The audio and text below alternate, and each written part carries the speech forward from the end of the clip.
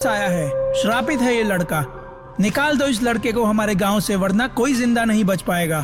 जो अपनी बहन को मार सकता है वो किसी को भी मार सकता है। वेदांत महज 12 साल का था जब उसके गांव वालों ने उसे घर से निकाल दिया। वो जिसके घर जाता वहां मौत उसका पीछा करती थी।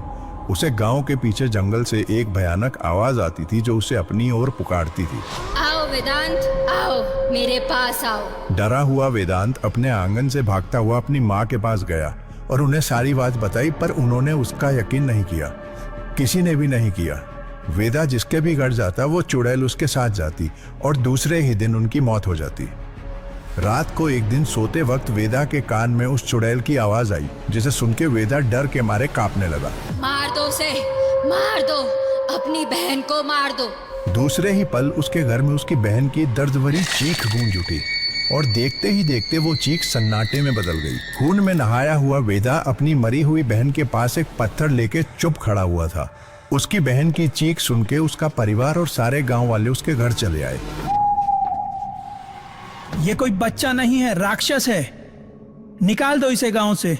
जहां जाता है वहां मौत का पैगाम लेकर जाता है। आज अपनी ही बहन को खा गया ये राक्षस, कल को पूरा गांव खा जाएगा।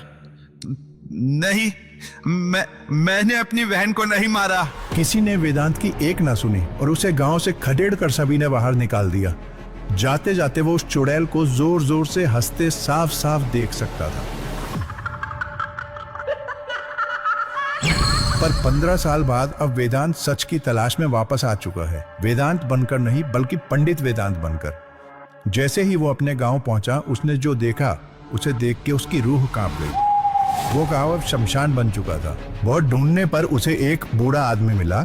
वेदांत ने उससे गांव की हालत के बारे में पूछा। उस आदमी का जवाब सुन के वेदा के हाथ पैर ठंडे पड़ गए।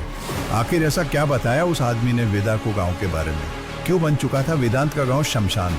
कौन थी वो चुड़ैल? क्या वेदांत सुलझा पाएगा इस रहस्य को?